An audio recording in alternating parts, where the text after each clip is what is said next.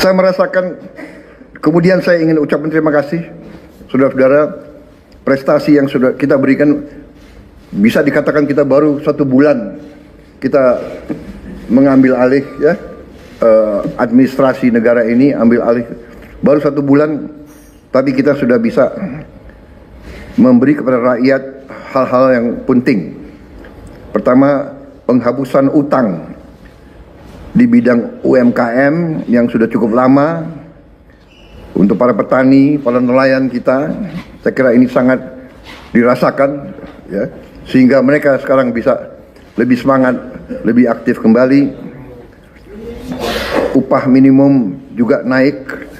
Terima kasih pihak-pihak yang bekerja, Menteri Tenaga Kerja ya, Menko, PMK dan PM. Terima kasih. Juga peningkatan kesejahteraan guru. Terima kasih, terutama terima kasihnya ke Menteri Keuangan ya, dan Menteri Pendidikan Dasar dan Menengah. Juga kita mampu menurunkan harga tiket pesawat 10% menjelang akhir tahun. Biasanya sudah lazim kalau akhir tahun harga tiket pesawat pasti naik. Terima kasih Menteri Perhubungan dan semua menteri-menteri BUMN. Terima kasih. Ini akibat teamwork yang baik di antara kita, di antara saudara-saudara.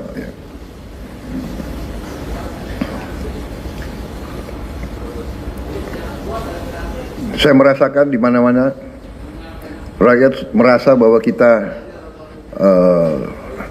terus pada komitmen kita untuk selalu berpihak kepada rakyat, berpihak kepada kepentingan nasional. Kita melanjutkan dasar-dasar yang sudah diletakkan oleh Presiden sebelumnya, tapi kita bertekad untuk terus memperbaiki semua kebijakan, memperbaiki sistem yang perlu diperbaiki. Sebagai contoh juga, saya juga sampaikan terima kasih kepada tim Menko Pangan dan semua menteri-menteri yang berurusan dengan pangan kita. Dalam rapat terbatas terakhir beberapa hari yang lalu, saya mendapat paparan yang sangat menggembirakan. Produksi pangan kita naik, cadangan pangan kita mungkin terbesar selama beberapa tahun ini. Yang ada di gudang kita, saya kira mendekati 2 juta ton. Dan sangat besar kemungkinan dan keyakinan saya tahun 2025 kita tidak akan impor beras lagi. Bahkan cadangan kita cukup.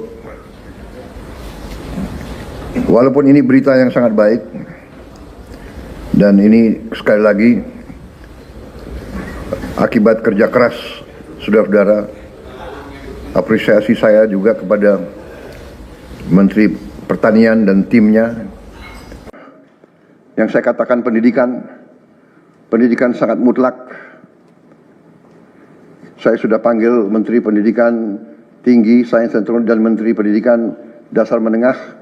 Kita sudah mempunyai gambaran besar bagaimana kita segera akan menyentuh semua anak-anak kita. Kita akan gunakan teknologi untuk mempercepat membawa pendidikan kepada anak-anak kita.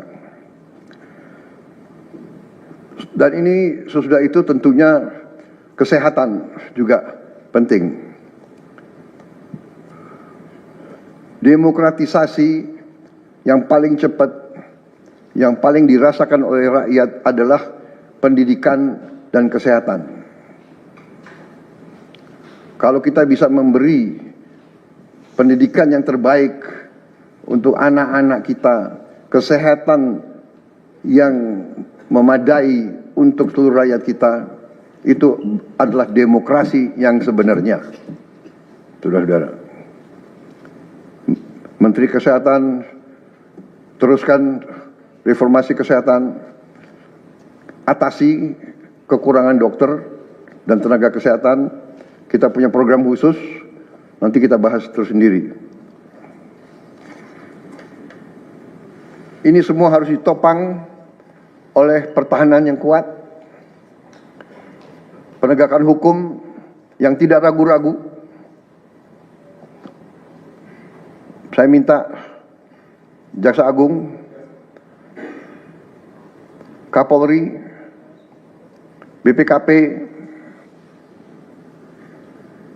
Badan Intelijen Negara fokus ancaman yang berat bagi kita, judi online, narkoba, penyelundupan, penyelewengan, korupsi, kebocoran. Hanya dengan penegakan hukum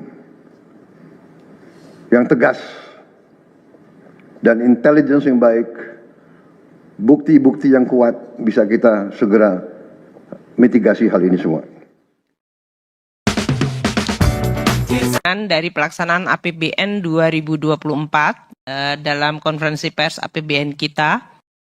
Dan tentu teman-teman wartawan memahami bahwa ini adalah konferensi pers terakhir untuk tahun 2024.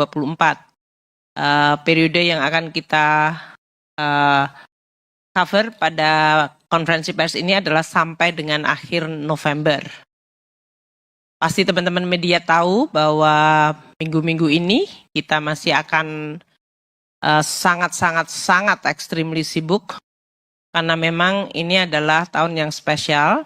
Pertama, untuk penutupan tahun anggaran biasa saja kita sudah cukup sibuk karena kita biasanya menyelesaikan seluruh pelaksanaan APBN di tahun anggaran yang bersangkutan, di mana biasanya banyak sekali keputusan-keputusan penting dilakukan di dalam umpamanya pembayaran ataupun kewajiban yang harus dilakukan, dan juga untuk menghitung sampai detik terakhir penerimaan negara. Sehingga kita nanti akan mendapatkan postur yang final dari pelaksanaan tahun anggaran. Itu dalam tahun biasa. Tahun ini ditambah lagi kesibukannya adalah karena ada pemerintahan baru yang terbentuk mulai Oktober 2024 dan pemerintahan baru dengan kementerian lembaga yang juga terjadi perubahan.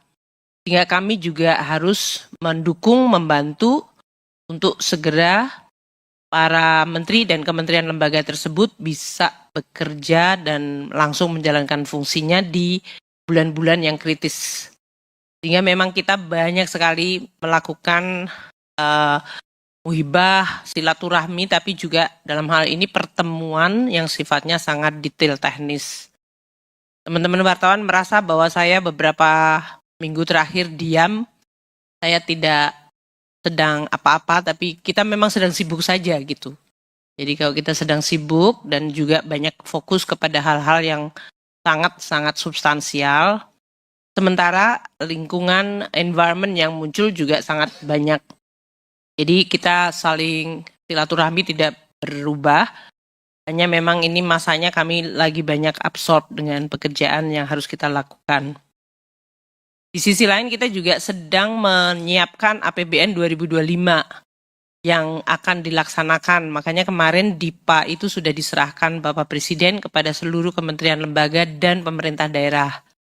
Bisa dibayangkan karena adanya perubahan kementerian lembaga dalam 2 minggu terakhir kita harus melakukan realokasi dan mengassign kementerian-kementerian baru dengan badan akun anggaran yang baru.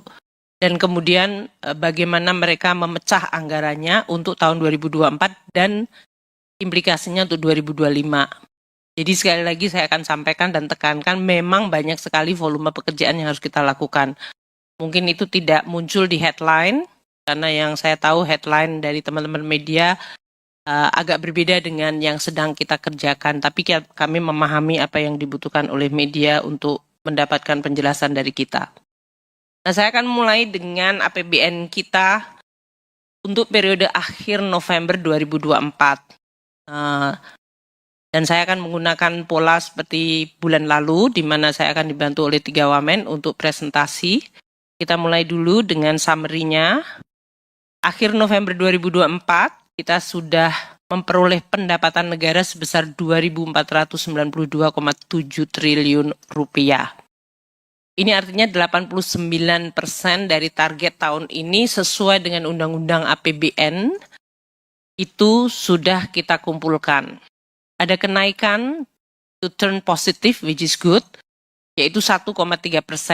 Saya ingatkan kembali teman-teman media ya, kalau masih ingat, karena kadang-kadang kita terlalu banyak berita yang muncul. Kalau Anda masih ingat bahwa pendapatan negara kita mendapatkan tekanan yang luar biasa besar sampai dengan bahkan bulan Agustus, Juli, Agustus.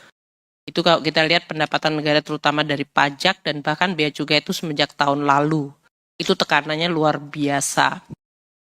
Sehingga untuk mendapatkan positive growth itu juga merupakan sesuatu yang turn around yang kita juga akan sangat harapkan akan terus terjaga momentumnya. Ini adalah suatu momen yang cukup positif.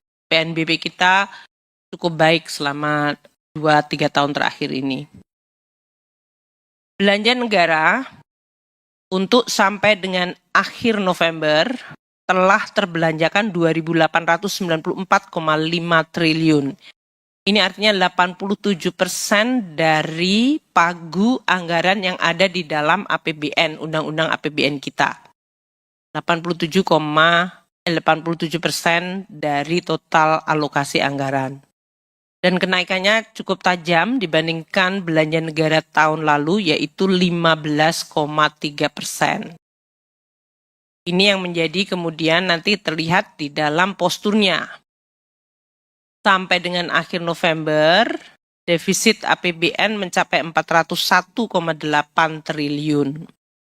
Di dalam APBN kita, 2024, total defisit anggaran adalah di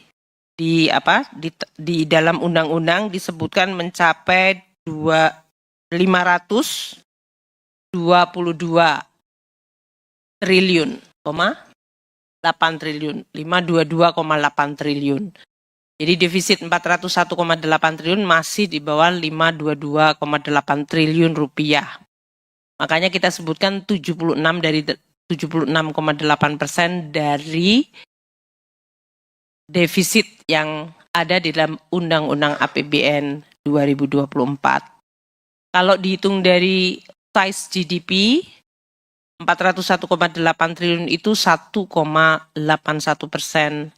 dari GDP kita.